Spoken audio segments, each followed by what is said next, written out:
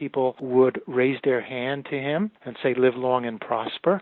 And he always enjoyed the fact that throughout the world, people were doing this gesture without realizing that what they were doing was blessing each other.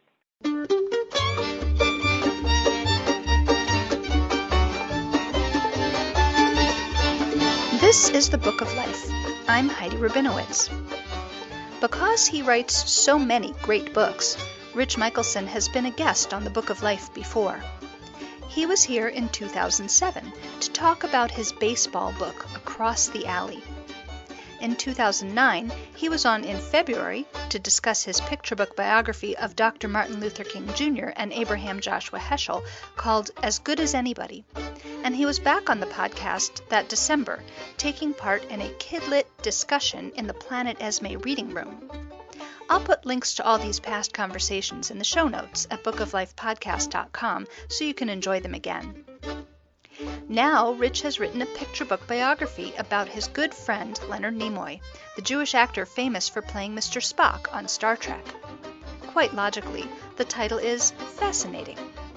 I spoke to Rich by phone at his home in Massachusetts, but before we hear from Rich, let's listen to Leonard Nimoy reciting Hamlet's soliloquy in Yiddish, courtesy of the Yiddish Book Center's Wexler Oral History Project.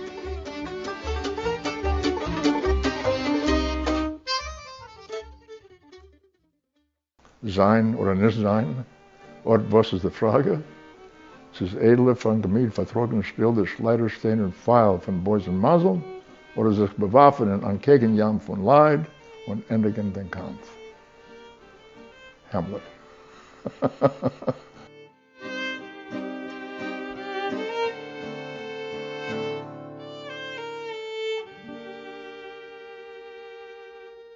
So, Rich, welcome to the Book of Life. Thank you, Heidi. It's been a while. Yes, it's great to talk to you.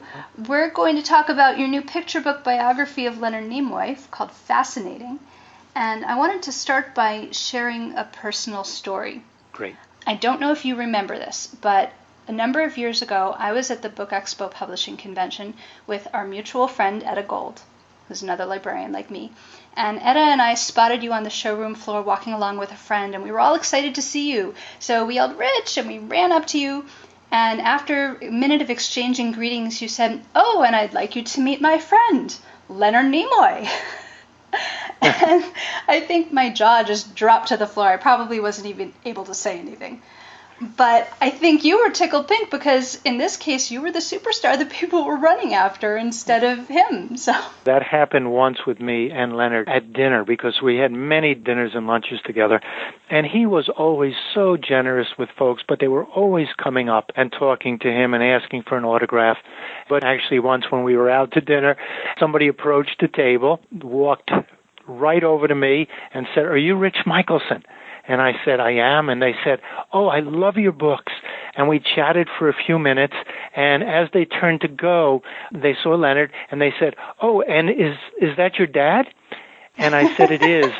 And they turned to him and they said, you must be so proud of your son. And Leonard said, I'm very proud of him, yes. And I would remind Leonard of that story on a fairly regular basis. And I remember telling him, don't worry, if you hang out with me long enough, people will start to recognize you too. So yes, that's always fun when that happens. That's great. And you do have a lot of facial similarity. Well, this has always been kind of a fun thing for Leonard and I. The question I get asked more than anything is, are you Leonard Nimoy's son? And I always say no, and then people don't believe me anyways. Occasionally it comes in very handy. If I can't get a restaurant booking in New York City to a place I want to go to, I have been known to call up and make a reservation for myself and my dad under Leonard Nimoy. And when I get there, once they sit me, I say, I'm sorry, but I just heard from my dad he can't make it, but I do have a friend who's joining me. And then there's great consternation. They don't know what to do, but I look enough like him that it works every time. It's going to be harder now, unfortunately. Yeah. But what can you do? Right. So let's cover the basics of the life of Leonard Nimoy. Well, my book is primarily the young Leonard Nimoy. He grew up in the West End of Boston. He was the son of an Orthodox home, 3 sets of dishes. His parents both immigrated from Zavlev, Ukraine, in front of pogroms. His mother was smuggled out in a hay cart. His dad walked for days to sneak across the border. And Leonard grew up in a small apartment in West End, Boston, 3 generations of Nimoys in a tiny little apartment. His grandmother spoke Yiddish and never learned to speak English. His grandfather was also there. He was Leonard's hero. What's often the case with people who immigrate and are escaping pogroms is you tend to have 1 or 2 attitudes. In his parents' case, they were very fearful throughout his growing up. They wanted him home early. They always wanted to know what he was doing. It was a fairly typical way of saying, don't make waves, keep your head down. You don't know what tomorrow is going to bring, so be very careful. And his grandparents, under the similar circumstances, took the opposite approach. You don't know what's coming tomorrow, so live for today. His grandfather always told him, go, do, explore, try new things. So that's the home he grew up in. My book is him as a 8-year-old boy in Temple when he first saw the Hebraic blessing, which he was to later make world famous as the Vulcan hand salute. And the book ends in the 2nd season of Star Trek when we first visit the planet Vulcan, and the script said for Leonard to greet the Vulcan Queen and go up and shake her hand. And Leonard thought that there should be a different greeting. He said, military men salute, Asians bow, Vulcans should do something different. They shouldn't just shake hands. And the director said, okay, what should they do? And he hadn't quite thought that far in advance. Mm-hmm. He didn't have anything in mind. And all of a sudden, it came to him this moment as an 8-year-old boy when the elders went to the bema, and he was told by his father, don't look. And like any 8-year-old boy, he peeked, and he saw them pull the prayer shawls over their heads and raise their hands in what is now a fairly famous gesture. They spread their fingers into what looked like a shin, which is, of course, the first letter of Shalom, or peace, or Shaddai, one of the names for God, as I mentioned in the book. And Leonard raised his hand, and that became the blessing. A funny story outside of this is what he said he hadn't counted on was this is a gesture that he had been enthralled with, and he'd practiced it in his room for many years as a child, so he could do it instantaneously with each hand. But he forgot that the rest of the cast and crew hadn't practiced it as well. So he raised his hand, but some of them had to kind of go backstage and get their fingers taped before they did the same. So that's the span of the book. Leonard mentioned that he knew immediately after the show aired that he had struck a nerve. He walked down the street right after that show aired, and people would raise their hand to him and say, live long and prosper. And he always enjoyed the fact that throughout the world, people were doing this gesture without realizing that what they were doing was blessing each other. And he loved that idea. That's the span of the book. Within there, we talk a lot about his upbringing, how he first acted, his love of photography, which was very important to him. He got his first camera as a very young man when he was 12, 13 years old, and he still had that camera till the day he died. And the very first picture he took was of his grandfather. And it became his passion, frankly, throughout his life. Many people don't realize that when Star Trek went off the air after 3 seasons, Leonard seriously considered leaving the business and becoming a professional photographer. He went back to school to UCLA to study photography, and it's something he did throughout his life. And, of course, that was the impetus for us having a long relationship because, as you know, I'm an art dealer, and I ended up handling Leonard's photography career. And in the many years that we traveled together to various shows, to going to museums, etc., a relationship formed. We were very, very close. We communicated daily for the last 10 years of his life, and he became, a mentor and close friend to me. A detail that I wanted to follow up on. Mm-hmm. So Leonard Nimoy created the Live Long and Prosper sign. Did he also create the phrase Live Long and Prosper, or was that in the script? He did not, no. That phrase was actually written in the script by Theodore Sturgeon in the episode Amok Time. Mm-hmm. I think people don't realize often how much Leonard background he brought to the role. His sense of an outsider. There's so much of himself in Spock. And I think that's why so many people really relate to it. They really get a sense that it's not an act, even though he's acting. They get a sense of the humanity behind that. So many of Leonard's values came out through Spock. Throughout his life, he was definitely a supermensch. The Jewish values were important to him. He stood up for what he felt was right. He often argued for the rest of the cast. He made sure that the other characters received the same salaries that he did per episode. When the cartoon version was aired, they only wanted to hire him and Shatner to save money. He said unless the rest of the cast were included, he would not do it. Throughout his life, many Jewish causes were important to him. He spoke out for what he believed in, put his money to causes. He helped many young artists. He really was a wonderful, wonderful man, and being with him was an inspiration for me. What will you miss most about him? I'll miss so much, but his presence. I'll miss our daily talks, but, he's still with us. In my gallery right now, we're having a exhibition of his photography. We're also selling off some of his camera collection to raise money for COPD research. In his spirit, I think he would appreciate that. The last conversation that Leonard and I had was about this book. He did get to read it before he passed on. Thanksgiving morning in 2014, I finished the manuscript. I read it over, and I knew that I had what I wanted, and I knew it was really a book that I was happy with. So I sent it to Leonard, and as was his wont, he replied almost immediately, said, "I'm so glad that you did this. I'm flattered. Thank you very much." That to me, I'm glad I didn't wait. So to everybody who's listening to this podcast who are writers, and you have something you want to write, sit down and do it today, because you never know if you put it off what's going to happen in the meantime. I'm so glad that I did this. When I wrote it, I had absolutely no idea that he would pass away 3 months later. I obviously knew he had been ill, but he'd been ill for some time, even though the public didn't know. We were very aware of that.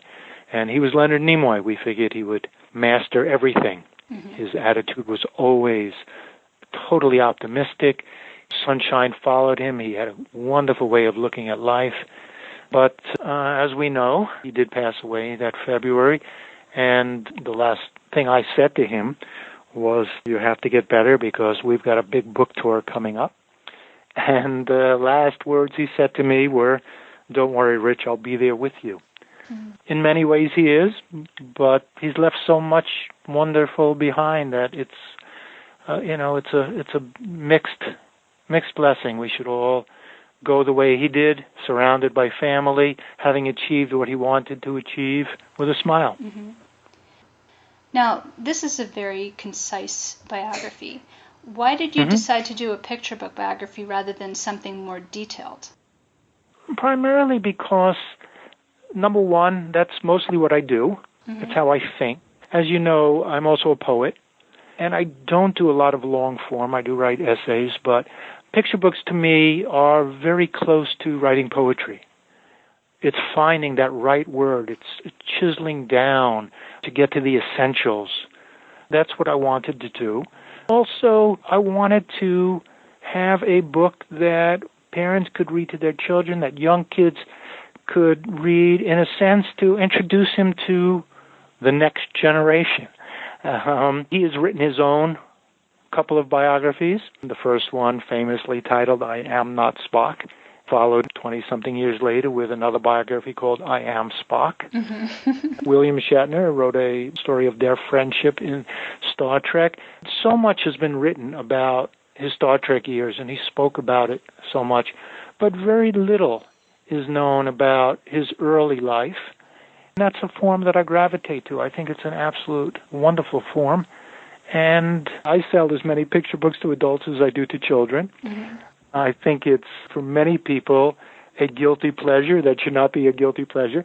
And even now, for me, when I want to learn about a subject, the first thing I do is I go to children's books, because I sense that if the author and illustrator have really done their job and it's a good book, they're really going to get the essentials to me and give me a broad sense of the subject. And then if I want to delve further, I can delve further. But it gives me a sense of what I need to know. So I'm in love with picture books. So am I, actually. Yeah, I know. And that's why we get along so well. Yeah, and for me, also, I'm an art dealer, and visual is very important to me. The loves of my life are visual art and poetry, and a picture book combines the two of them. I mean, what a great form. It can't be improved upon. Well said. And actually, I was just about to ask you about something visual. Mm-hmm. Can you talk about Leonard Nimoy's photography? What sort of photography did he do? Anybody who's listening, the easiest thing is you can go on leonardnimoyphotography.com, and you'll get a good sense of his photographs. Leonard is what you call a conceptual photographer. He's not somebody who carries a camera around and just snaps pictures when he sees something. He comes up with an idea and then figures out how to explore that idea in visual terms, in photographic terms. So when he first started as a photographer, certainly through his teens and as a young man and a young actor, he did carry a camera around, and he took wonderful pictures. He has an amazing eye. As you know, he directed some great grossing movies and, of course, the better of the Star Trek films. He's got a great visual sense. He loved primarily black and white until the very end of his career. So he did start out taking photos just when he saw something that fascinated him. Oh, there's that word. When he was traveling on movie sets or in theater sets, if he saw an old barn or a field that he just loved, he would capture that, and there's great emotion in those. But his more serious work later on was after he went to UCLA. He studied with a photographer called Robert Heineken, who was also a conceptual artist, and would say, if you're walking down the street with your camera and you see somebody jumping out a window and you snap a photograph, that's not art. And he always insisted that if he were walking down that street, he would not take that picture. But if you're trying to understand falling bodies or motion and you're doing a study of that, then you take that photograph. So this comes back to Leonard as an 8-year-old boy. After he did the famous Vulcan hand greeting, he learned as an adult why his father had told him to look away when he was a boy. And the reason was, when this particular prayer is given and everybody covers their head with their prayer shawls, it's because the Shekinah, which is the feminine aspect of God, is entering the temple. And if you look, you're likely to be blinded by the beauty. So Leonard had been taking a number of photographs of nudes, of dancers, working with the contrasts and the black and white, and they're gorgeous. But he started thinking about, well, why am I taking these photographs? What are they really about? And he decided that he was trying to express his view of the feminine aspect of God. And with that in mind, he did what became our first show here at the gallery and a fairly well-known book called Shekinah. It is beautiful black and white photographs, primarily of naked women draped in prayer shawls, wearing phylacteries, and, as you know, not accoutrements usually worn by women. And Leonard decided that what he was exploring was the relationship between sexuality and religion. It's a beautiful exhibit, beautiful photographs.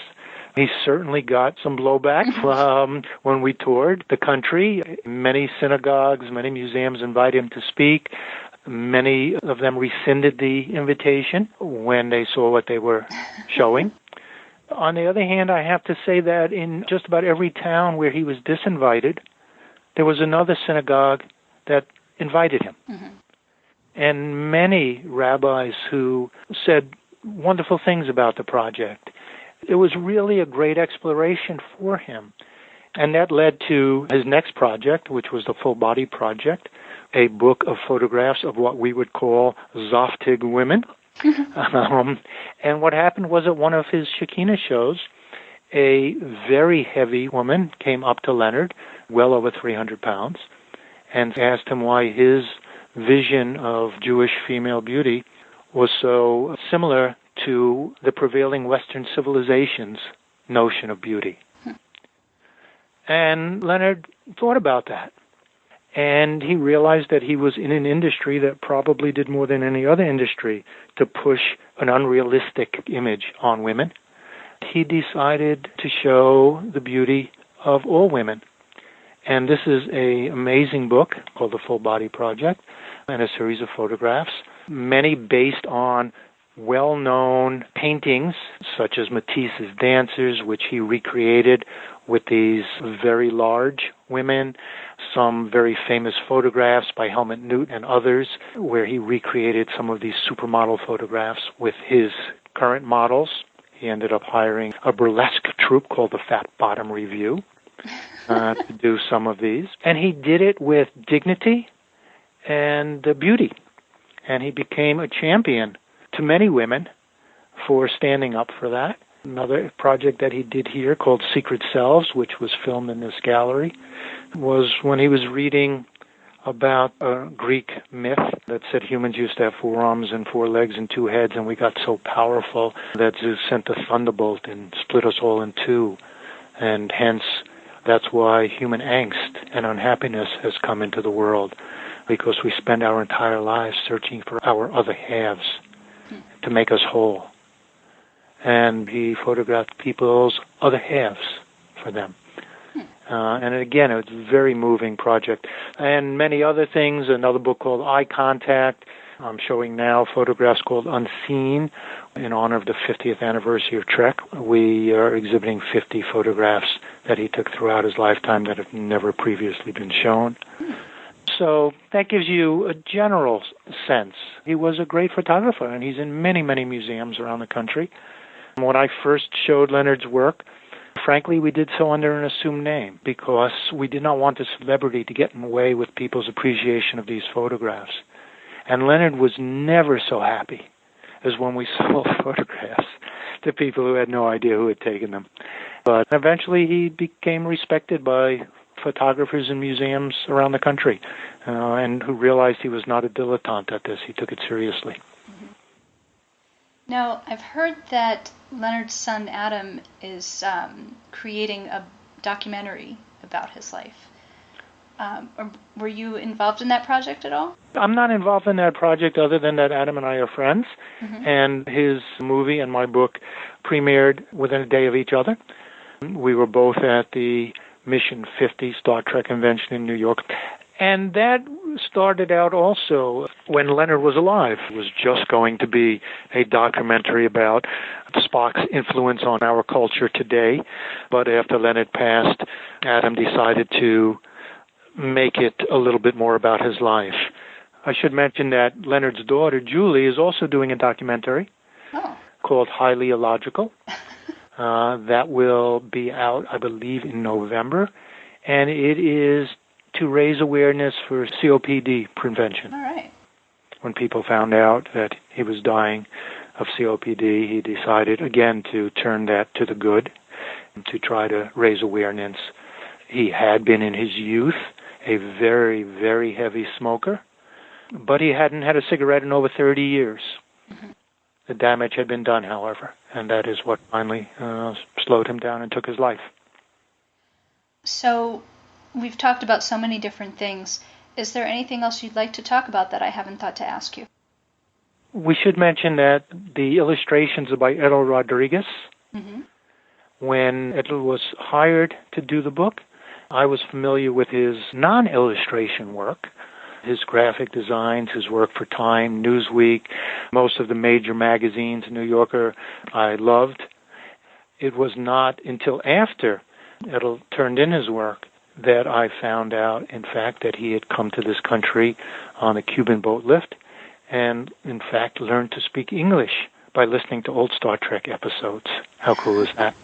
Wonderful. Yeah, that's another wonder for this book of Leonard bringing people together. That's great. Rich Michelson, thanks so much for speaking with us, and live long and prosper. Thank you, Heidi, and to you and everyone who's listening, I wish the same.